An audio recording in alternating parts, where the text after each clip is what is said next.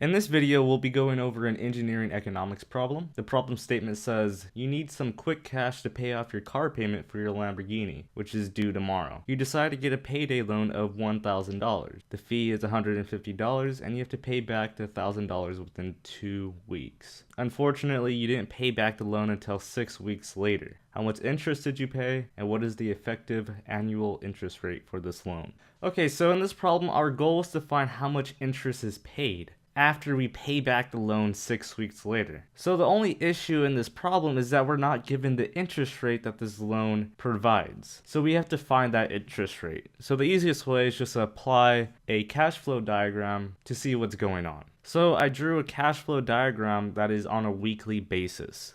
Since we're told that the fee is $150, that means what we really get at the 0 week, or once we take this loan, is really $850. And then after the 2 weeks, if we were to pay the loan on time, we would have to pay $1,000. So given this information, we could actually calculate the interest rate that this loan is at. So we could use the future given present or present given future formulas. Those are tabulated somewhere, either online or in a textbook. So what we can say is that future equals the present value times the future given present of the interest rate that we're looking for by the number of periods that we're using. So when we calculate this interest rate, this is going to be on a weekly basis because I'm going to plug in the number of weeks for n. So the formula for this part of the equation ends up being this. So once we have this, we can do some algebra and solve for the interest rate.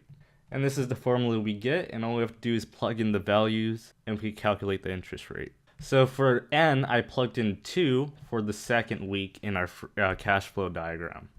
And the interest rate ends up being 8.47%, and this is per week.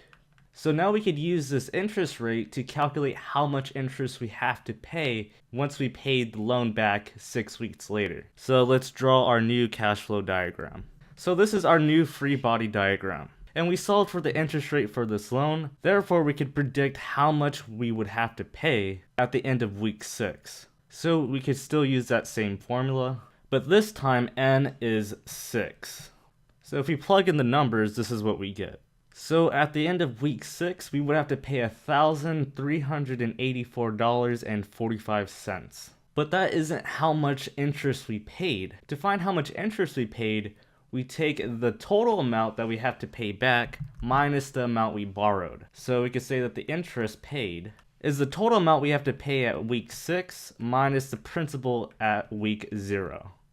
So the amount of interest we paid is $534.45. The next thing that this problem wants us to do is calculate the effective annual interest rate for this loan. So we just basically have to transform this weekly interest rate into a yearly interest rate. So the formula to do that, so let's say we want to calculate the yearly interest rate, the effective interest rate. We take 1 plus the interest rate that we have per week, and we raise that to how many compounding periods there are within the time frame we're looking for. So since we're doing this per year, there are 52 weeks per year. Therefore, we raise this to the 52nd power, and then we subtract 1. And our effective annual interest rate ends up being a very large number, which is 6,756% per year. And that's actually quite typical of these payday loans. These short-term loans